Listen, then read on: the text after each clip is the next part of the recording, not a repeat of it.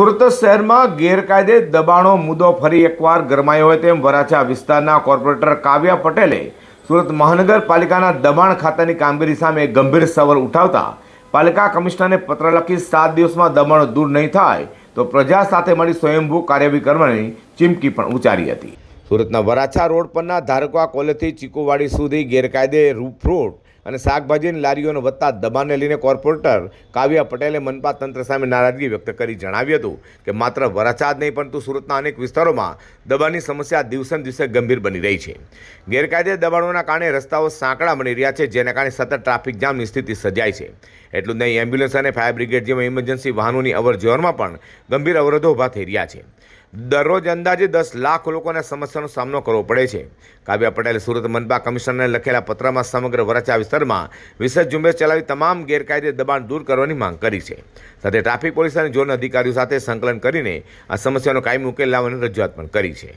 ઘણા વખતથી આ રજૂઆત હતી અને અધિકારીઓ એવું કીધું હતું કે આપણે 8-10 દિવસની ઝુંબેશ ચલાવીએ, પણ ચલાવવા પાછળ એમણે એવું પણ કીધું હતું કે ચલાવીને કંઈ ફરક નથી પડતો, વળી પાછા થોડા દિવસ થાય એટલે બેસી રહે છે। એમનું બીજું કેવું એ પણ છે કે તમે લોકોને પણ માહિતગાર કરો કે જે રોડ ઉપર આવી રીતે દબાણ કરે છે એમના પાસેથી ફ્રૂટ કે શાકભાજી કે કોઈ પણ વસ્તુઓ ન લે। એટલે પછી આ વખતે અમે નક્કી કર્યું કે આ દર વખતે રજૂઆત કરવી એના કરતાં એક વખત લેખિતમાં આપીએ અને જે લોકોને પ્રોબ્લેમ છે એ લોકો પણ અમારા સંપર્કમાં જ છે। ઘણી બધી સોસાયટીઓના લોકો છે, ત્યાંથી અવર જવર કરે એ લોકો છે। એમણે એવું કીધું હતું કે તમે પોતે આ રીતે કરો, અમે તમારી સાથે રહીશું। મ્યુનિસિપલ કમિશનરને લખ્યો છે અને પોલીસ કમિશનરશ્રીને લખ્યો છે। લખ્યું છે કે જે પણ અધિકારીઓ આ રીતે કદાચ આ લોકોની સાથે ઇન્વોલ્વ હોય હપ્તા લેવામાં, તો એ લોકો ઉપર પણ સખત કાર્યવાહી કરવામાં આવે।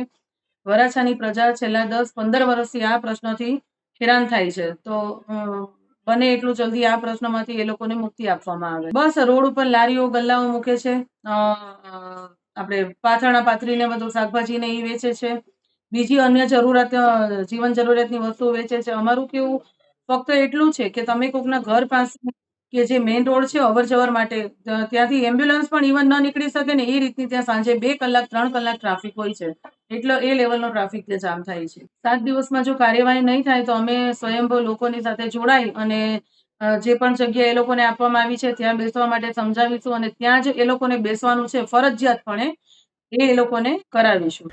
વધુમાં પત્રમાં આગામી 7 દિવસમાં દબાણ હટાવવાની કામગીરી પૂર્ણ કરવાની વિશેષ નોંધ મૂકવામાં આવી છે। જો સમય મર્યાદામાં કાર્યવાહી નહીં થાય તો પ્રજા સાથે મળી વરાછાના હિતમાં સ્વયંભૂ કાર્યવાહી કરવાની ચીમકી પણ ઉચ્ચારવામાં આવી છે।